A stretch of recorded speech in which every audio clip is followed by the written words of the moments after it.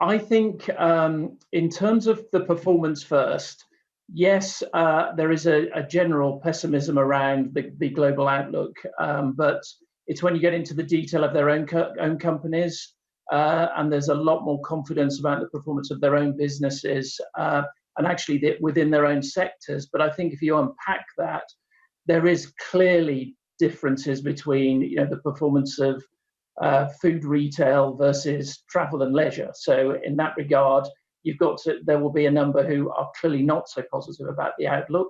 When you get to people, I think there are many data points around I think the genuineness around caring about people and the social side or the societal side of ESG, if you like. There's lots of data points in this survey around CEOs really being more attuned to the purpose of their business. This wasn't a trend just for COVID. This was happening before COVID. A lot more people looking to companies to play a much bigger role in society beyond just making money for shareholders. So I think this isn't just a one-off. I think this is part of a trend.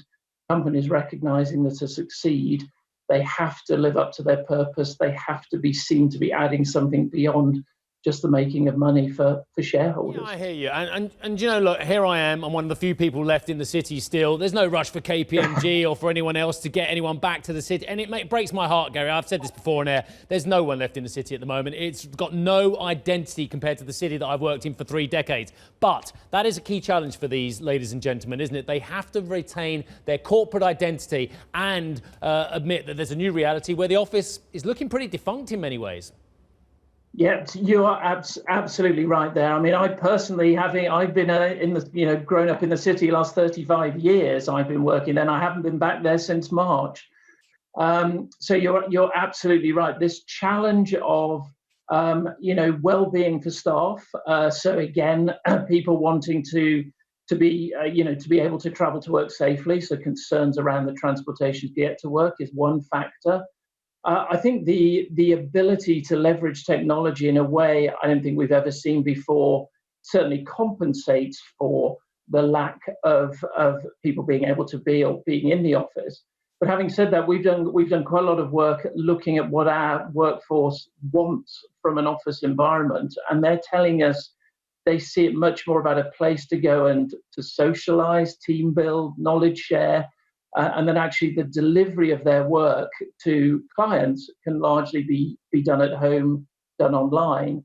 So I think the role of the office is changing considerably from a place where you need to go to work to one, as I say, where it's more about team building, knowledge share, skills enhancing, but your work delivery leverages technology. Yeah, and you and I have been overwhelmed by buzzwords over the years, and one of those is digitization or digitalization as well. But this is the real McCoy, isn't it? If you can't digitalize, you can't have your home workers. And actually, this is the real opportunity, the leap pad for many of them, isn't it?